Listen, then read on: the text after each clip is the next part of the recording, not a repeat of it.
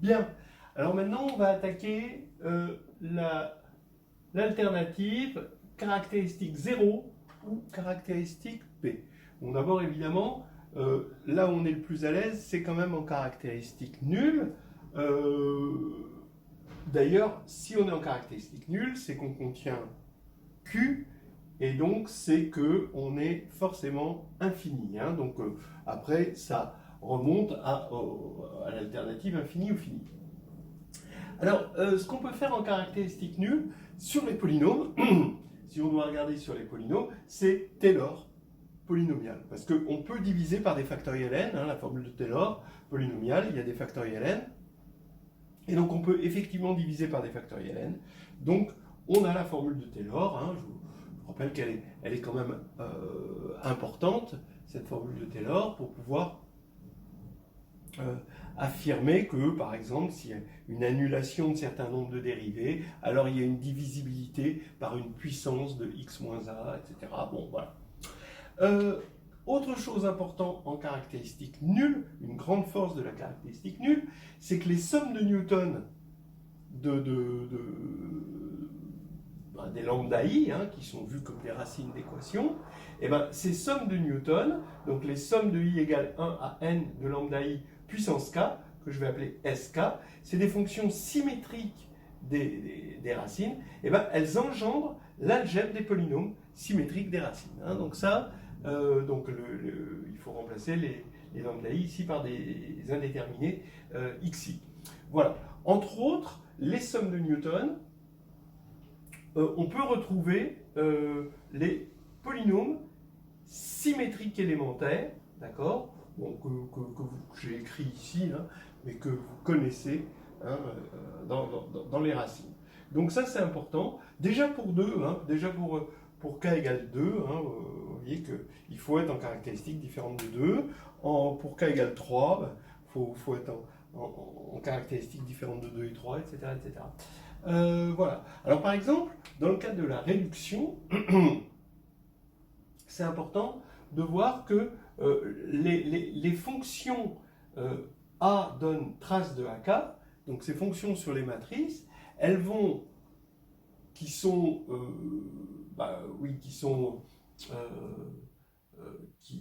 respectent la conjugaison, hein, entre autres, engendrent les coefficients du polynôme caractéristique. Ça explique par exemple que si toutes ces traces sont nulles pour k égale 1 à n, d'accord, c'est toujours k égale 1 à n, alors on va avoir le polynôme caractéristique qui va avoir tous ces coefficients nuls, donc on aura une matrice nilpotente. Voilà, donc ça c'est quelque chose de typiquement caractéristique 0, ça explose en caractéristique P. Vous regardez la matrice identité de 2 en caractéristique 2, et ben, les traces des puissances de k, ben, elles sont toutes nulles parce que ça vaut tout 2, donc 2 c'est 0, et pourtant c'est pas nilpotent, hein, vous voyez. Donc ça explose. Donc voilà, maintenant la caractéristique P. Alors là, il y a plein de pièges, mais on va commencer par regarder la grande force de la caractéristique P, c'est d'avoir gratos un morphisme de corps. C'est le morphisme x donne xp, et ça vient du fait que les coefficients binomiaux, hein, la ligne P du triangle de Pascal, en quelque sorte, sont tous nuls à part les extrêmes 1 et 1, et ce qui fait que x plus y puissance P en caractéristique P, ça fait x puissance P plus y puissance P. Pour le produit, ça c'est pas un problème. Mais donc on a un morphisme de corps. Donc il faut penser, qu'est-ce que ça veut dire un morphisme de corps? Comment on s'en sert d'un morphisme de corps? Il faut le penser comme le morphisme bar sur C. D'accord? C'est-à-dire, ça vous donne des égalités gratuites. Vous avez une égalité sur R avec un Z qui est sur C. Par exemple, si Z est annulé, un complexe Z est annulé par un polynôme P qui est sur R, alors P de Z bar aussi égale 0. Donc ça vous donne une deuxième égalité. Et puis Z et Z bar, c'est un peu comme des copains de régiment, quoi. Hein. Ils ont été racines du même, ils proviennent des racines d'un même polynôme, hein, x moins z, facteur de x moins z bar, qui est un polynôme réel.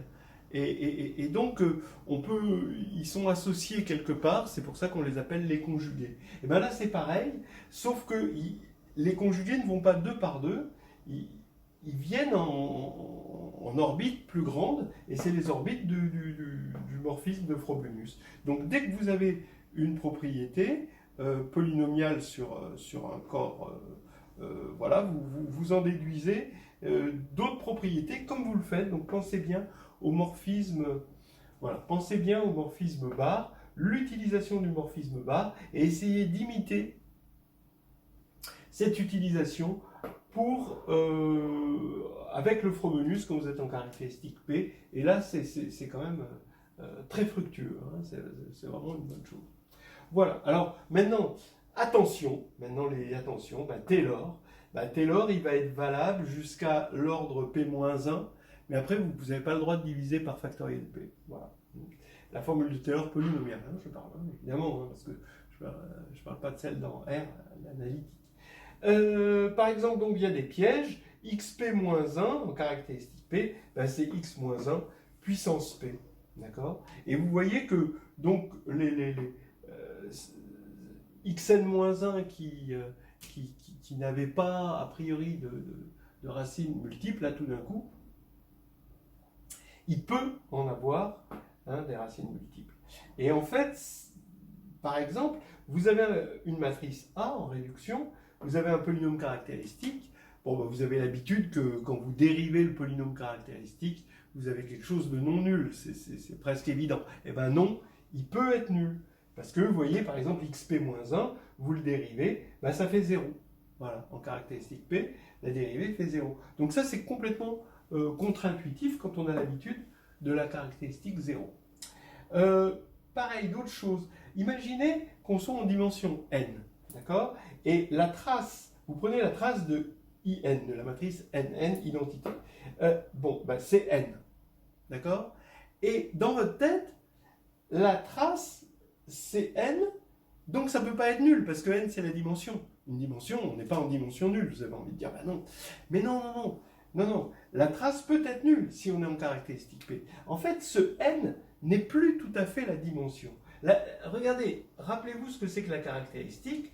Vous avez un morphisme de Z dans K qui, à n, associe n fois l'unité de K. D'accord?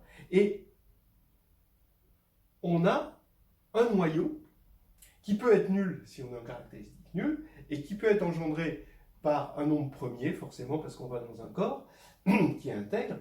Donc, il faudrait un nombre premier.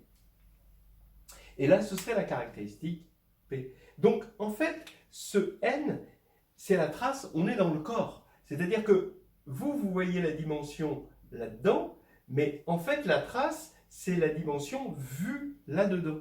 Et donc, ça peut être nul. D'accord? Exactement le même problème quand vous prenez la trace d'une matrice, vous dites c'est la somme des mi lambda i, où lambda i c'est les valeurs propres distinctes, et mi les multiplicités, et pour vous, une multiplicité c'est non nul. Non, parce que là on est passé dans le corps, à partir du moment où on a pris la trace, c'est un élément qui appartient au corps de base, et oui, et donc, les mi sont vus là-dedans et pas là-dedans. Donc ça, c'est un gros piège classique. Il y a aussi des habitudes en caractéristique 2, pensez aux symétries. Hein. Et vous voyez, de la même manière ici qu'ici, x2-1 n'est pas scindé simple. D'accord? Donc le fait qu'une symétrie soit annulée par x2-1, ça veut dire que une symétrie n'est pas forcément annulée par un polynôme scindé simple et ce ne sera pas diagonalisable. Par exemple, regardez la transposée des matrices, vous n'allez pas pouvoir décomposer les matrices en matrices symétriques plus matrices antisymétriques. Oui, parce que vous voyez bien que c'est à cause de ce phénomène, ou alors plus pratiquement, de façon plus pragmatique, le fait qu'on a dû diviser par 2 quand on écrit la formule A plus transposé de A sur 2 plus A moins transposé de A sur 2 égale A. Voilà, on a dû diviser par 2 et là, c'est interdit. Donc il y a des petits pièges comme ça hein, qui viennent de la caractéristique P et il faut faire attention.